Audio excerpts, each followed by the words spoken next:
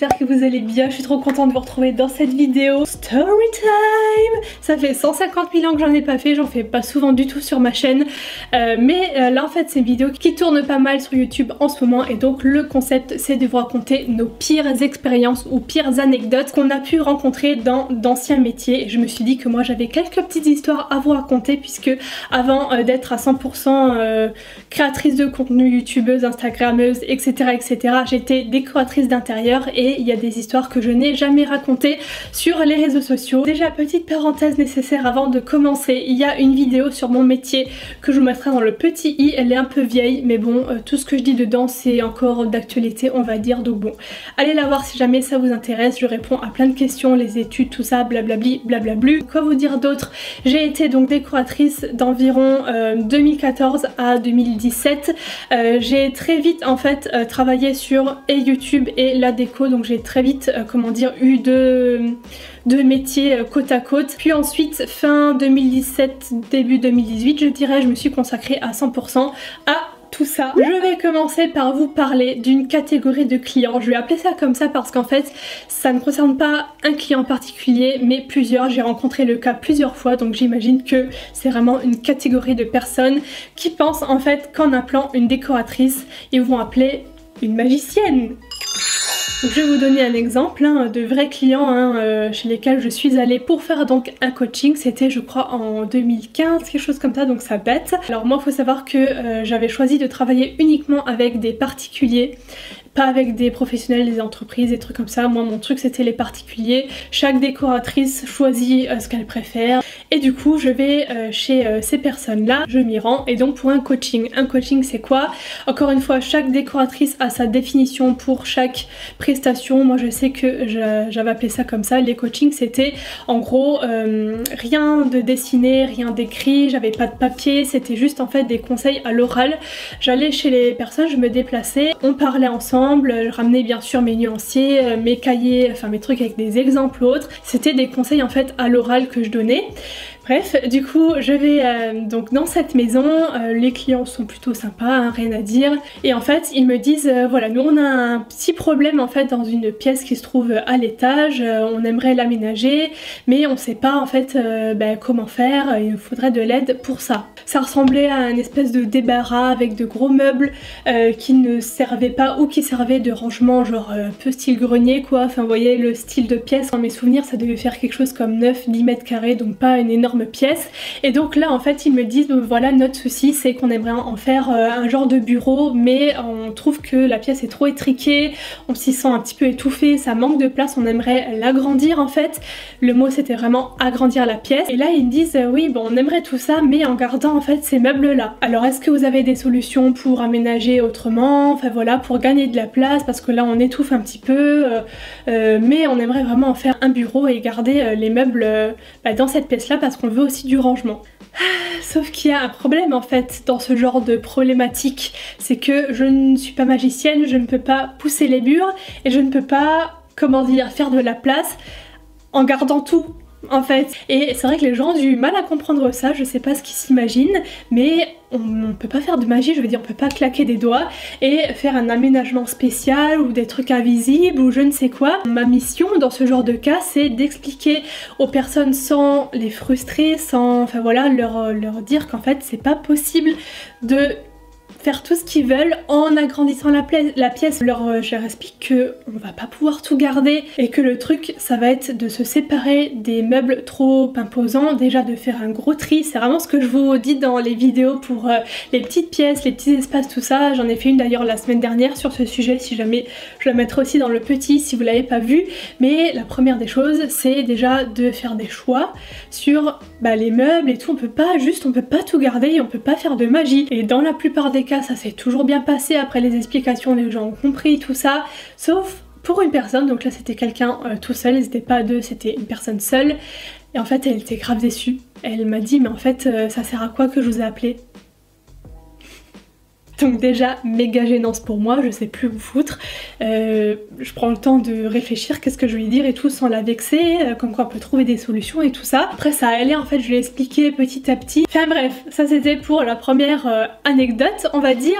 J'enchaîne sur la deuxième. Alors là c'était pour une cliente qui souhaitait un relooking. Donc ce que moi j'appelais relooking, c'était en fait j'allais chez la cliente pour un premier rendez-vous pour relever les mesures, pour discuter avec elle tout ce qu'elle aime, ce qu'elle n'aime pas, prendre des photos déjà pour moi pour visualiser les pièces une fois que je suis plus chez la personne parce que voilà je connais pas son intérieur, et aussi pour faire les avant-après. Ensuite je retournais à la maison pour travailler dessus, tout ça, et ensuite on faisait un dernier rendez-vous où j'allais chez la personne pour remettre le dossier. En fait moi j'avais choisi de ne pas travailler avec des entreprises, des peintres, quoi que ce soit, et ni de le faire moi-même. En fait moi mon truc c'était de remettre un projet clé en main à la cliente avec tout dedans, vraiment un gros book, que ce soit de la planche d'ambiance, du choix des couleurs, du choix des matériaux, jusqu'à la shopping list. La personne elle a le book et elle sait quelle peinture acheter, elle a tout pour refaire son intérieur, voilà. Donc pour vous expliquer un petit peu. Et donc du coup vient ce premier rendez-vous où je décide de me rendre chez cette personne. C'était une très belle maison comme ça vue d'extérieur.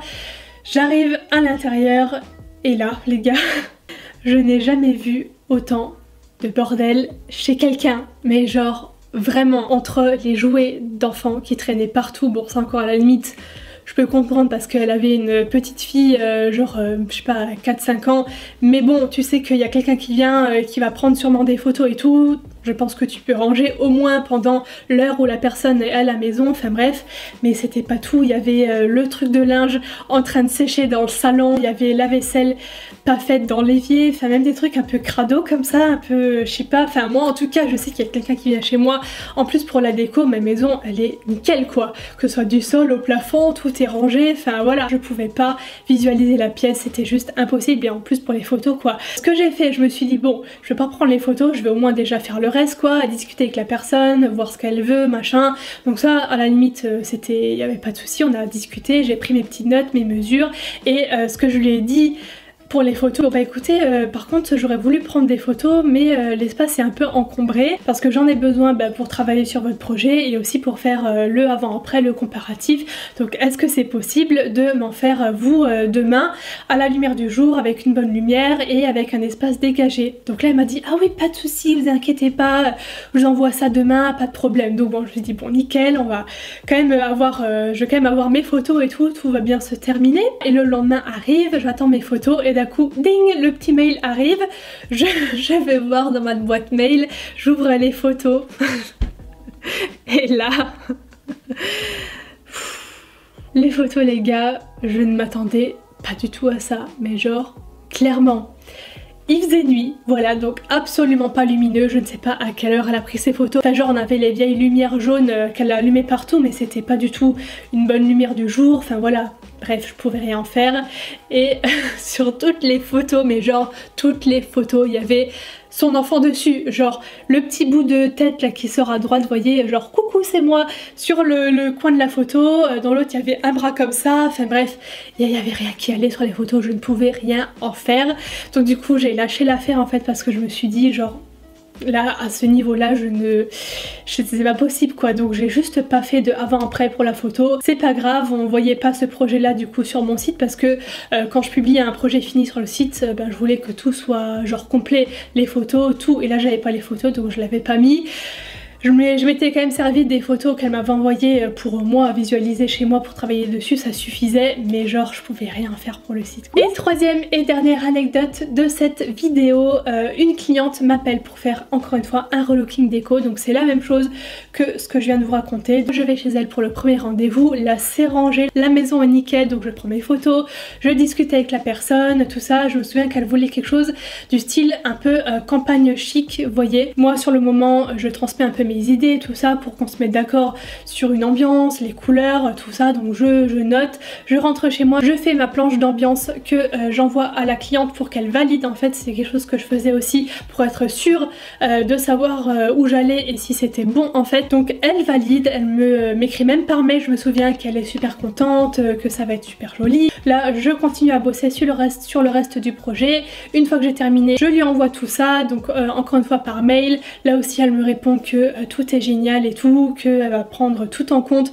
pour faire les travaux, qu'elle commence dès demain, genre elle était super motivée. Je me dis bah trop génial, là j'ai plus qu'à patienter jusqu'à ce qu'elle termine les travaux et que j'aille voir le final pour prendre mes photos pour le avant-après, le fameux avant-après. Quelques semaines se passent et là elle me renvoie un mail, voilà j'ai terminé, vous pouvez venir telle date. Donc j'y vais, je me rends chez elle, elle m'ouvre et là en fait je ne reconnais rien. Donc faut savoir que dans ce bouquin, je dessine les pièces et tout avec donc les nouvelles couleurs, les nouveaux meubles, tout comme on voit un peu genre à la télé sur ces émissions déco. Et je reconnais pas en fait ce que j'ai dessiné. Donc moi sur le moment j'étais genre méga perdue parce que je m'attendais pas du tout à ça. Donc je savais pas trop quoi dire et là elle commence à parler et à me dire voyez comment c'est super joli et tout. Oh là là je suis vraiment ravie. C'est le meilleur choix que j'ai fait. Genre elle était mais trop contente. Je savais pas si je devais dire ah oui vous avez raison, genre vraiment ignorer ce que je pensais ou dire mais en fait ok mais c'est pas ce que vous avez mis dans votre dossier donc qu'est-ce qui s'est passé? Et le gros problème dans tout ça c'était que bah, le résultat était très bof en fait. Comme c'était pas du tout ce que je lui avais conseillé en termes de couleurs mais de meubles, en fait de rien du tout, bah, il y avait des trucs qui n'allaient pas ensemble, il y a des trucs qui n'étaient pas du tout cohérents. Et là elle commence à me dire bon par contre cette couleur là quand j'étais dans le magasin il n'y avait pas, donc je me suis dit que bon cette couleur là c'était plus ou moins pareil donc je l'ai pris et c'est super joli. Sauf que moi dans ma tête j'ai dit non mais en fait c'est pas la même chose, si je mets ça dans le dossier c'est pour choisir ça, à la limite faut commander, enfin voilà, ou me demander, enfin si les personnes ont des problèmes qu'elles me demandent, elles me disent voilà c'est pas dispo, est-ce qu'il y a des teintes similaires dans d'autres marques, enfin voilà. Mais là en fait elle avait fait du coup son autre choix elle-même et c'était pas du tout, ça n'allait pas quoi. Et attendez c'est pas fini parce que ça ne concernait pas que la peinture, les meubles je les reconnaissais pas non plus. Alors il y avait des petites choses comme ça oui que je reconnaissais par-ci par-là, mais pareil il y avait les plus gros meubles, les choses les plus visibles en fait c'était pas parce que je l'avais mis. Alors pareil, elle me disait en fait oui bon je me souviens ce bureau vous m'aviez indiqué quelque chose à commander, sauf que bon commander il y avait un petit délai donc du coup j'ai vu celui-là à je sais plus, je vais dire n'importe quoi, Castorama, qui était à peu près de la même forme donc j'ai pris ça, ça va aussi. En fait elle était hyper contente de son petit schmilblick là et moi dans ma tête je me dis mais my god non. Je me suis dit je vais rien dire parce que ça lui plaît donc bon c'est le principal et puis voilà elle est contente et c'est tout. Je vais pas commencer à lui dire bon bah madame en fait non je l'ai laissé comme ça. Et en fait ce que j'ai fait c'est que j'ai pris des photos mais j'ai pas affiché le projet non plus sur le site parce que ça correspondait pas du tout. Donc voilà pour ces anecdotes que j'avais à vous raconter. Vous voyez comme quoi parfois on rencontre des trucs genre improbables, des choses on s'y attend pas du tout, enfin voilà. Après moi j'ai eu une courte période on va dire où j'ai exercé. Après je suis vite passée à YouTube tout ça, j'imagine les personnes qui font ça pendant des années et des années elles doivent en voir beaucoup plus et des choses beaucoup plus what the fuck encore. N'hésitez pas à me donner vos impressions en commentaire, comment vous aurez réagi face à ce genre de situation, ça m'intéresse. N'hésitez pas à liker si vous avez aimé cette vidéo, à vous abonner à ma chaîne si mes vidéos vous plaisent. Je vous fais des bisous et je vous dis à très bientôt. Bye.